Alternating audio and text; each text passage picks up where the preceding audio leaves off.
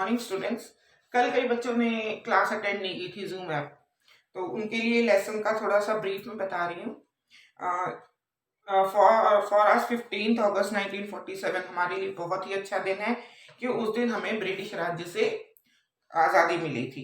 Exactly just before 11 years back from this date an incident took place. बिल्कुल 11 साल पहले इसी तारीख को एक इंसिडेंट हुआ था। क्या हुआ था? On 15th August 1936, India was competing with Germans in a Olympic final held in Berlin. Just before the match started, the team leader Pankaj Gupta brought the national flag. The players saluted it and they sang Vande Mataram and they entered the field. In this match, Hitler also came to see the match. But after the first half, Indian was ahead of Germany by 1 goal. In the second half, the staff of the ground purposely put the water on the ground. They put more water because the Indians do not have the shoes with the spikes. Spikes होता है एक लोहे का metal होता है जो shoes में लगाया जाता है जिससे हम फिसलते नहीं है, तो वो नहीं लगा हुआ था, तो इंडियंस को बहुत परेशानी होती है. Indians were getting putting their more effects, but they cannot do it nicely. So Dhyan Chand removed his shoes and he played barefooted. यानी उन्होंने naked नंगे पांव से वो मैच खेला. He played excellently and the audience enjoyed the match very much. At the end of the game, the India won this match by 8-1, 8-1. India had made 8 goals and Germany had made only 1 goal. Indian win the match. Seeing this, the Hitler called Dhyan Chand to his room and he said that what are your position and what are you doing.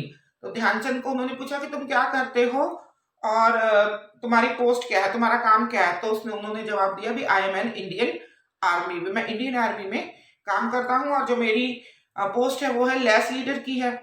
तो Hitler ने उन्हें जवाब दिया कि तुम German आ जाओ, मैं तुम्हें अच्छी पोस्ट दूंगा, फील्ड मास्टर बना दूंगा, तुम यहाँ आ जाओ. तो ध्यानचंद ने कहा कि भारत जो है वो मेरा देश है और मैं वहां पर बहुत खुश हूँ, मुझे और कुछ नहीं चाहिए. ये बात सुनकर जो हिटलर था वहां से चला गया. Good morning students. कल हमने लेसन नंबर 11 किया था, आज हम उसी का ग्रामर पोर्शन करेंगे. Right the British spelling for the given American words. यहाँ पर आपको कुछ अमेरिकन वर्ड्स दिए हैं, उसके हमने ब्रिटिश स्पेलिंग जो है वो लिखने हैं. It is on page number 78. First यहाँ आप लिखेंगे अमेरिकन दिया हुआ आपको और यहाँ पर ब्रिटिश. यानी अमेरिकन में जो वर्ड्स है वो ब्रिटिश में अलग हो जाते हैं. जैसे अमेरिकन लैंग्वेज में हम बोलते हैं कलर, तो हम ऐसे लिखेंगे COLOUR, पर in British language it is COLOUR colour. ठीक है. नेक्स्ट आपको दिया हुआ है ह्यूमर. यही अगर ब्रिटिश में लिखना ह्यूमर तो इट इज HUMOUR ह्यूमर. ठीक है. मतलब प्रोनाउंसिएशन सेम है पर वर्ड्स स्पेलिंग्स जो है वो अलग है. अब ये अमेरिका में अमेरिकन वर्ड में कलर है तो ब्रिटिश में भी कलर है, लेकिन इसमें स्पेलिंग क्या है COLOR और यहाँ पर COLOUR कलर. ठीक है. इसी तरह के कई वर्ड्स हैं, आप लिख लो स्पेलिंग्स. एनालाइज, यहां हम ZE यूज करते हैं एनालाइज और यहां पर एनालाइज. नेबर के स्पेलिंग सेम है दोनों के, NIGHBOUR, तो ब्रिटिश में भी वही है GHBOUR. ठीक है. ट्रेवल, यहां हम एक L यूज कर रहे हैं, पर ब्रिटिश लैंग्वेज में क्या हो जाता है 2 L यूज होते हैं. यानी अगर आप ब्रिटिश लैंग्वेज में कोई आंसर लिख रहे हो तो वहां ट्रेवल के स्पेलिंग आप डबल L लिखोगे और अगर अमेरिकन में लिख रहे हो तो सिंगल L आएगा. ठीक है बेटा. तो इसी तरह और है, एक है प्लॉ. ये वो प्लॉ का मतलब होता है हल जोतना, और यहाँ पर हम प्लॉ के स्पेलिंग कैसे लिखते हैं PLOUGH प्लॉ, खेती में हल चलाना. ठीक है. इसके बाद ग्रे, ग्रे। अमेरिकन में लिखेंगे GRAY और ब्रिटिश लैंग्वेज में हो जाता है GREY।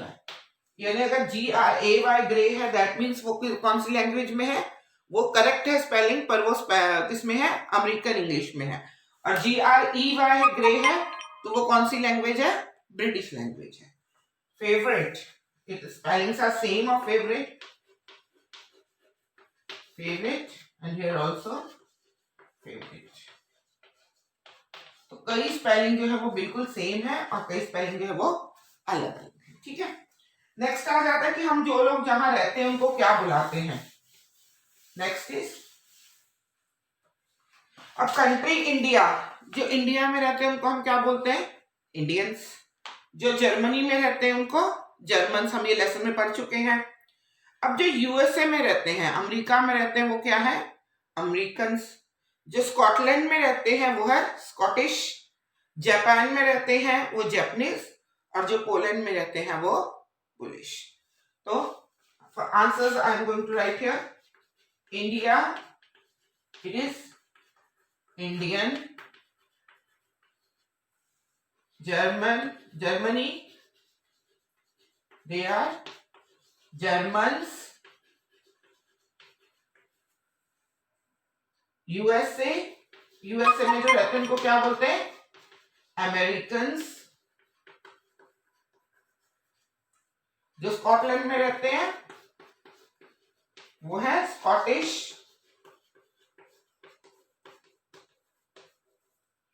जो जापान में रहते हैं वो जापानीज।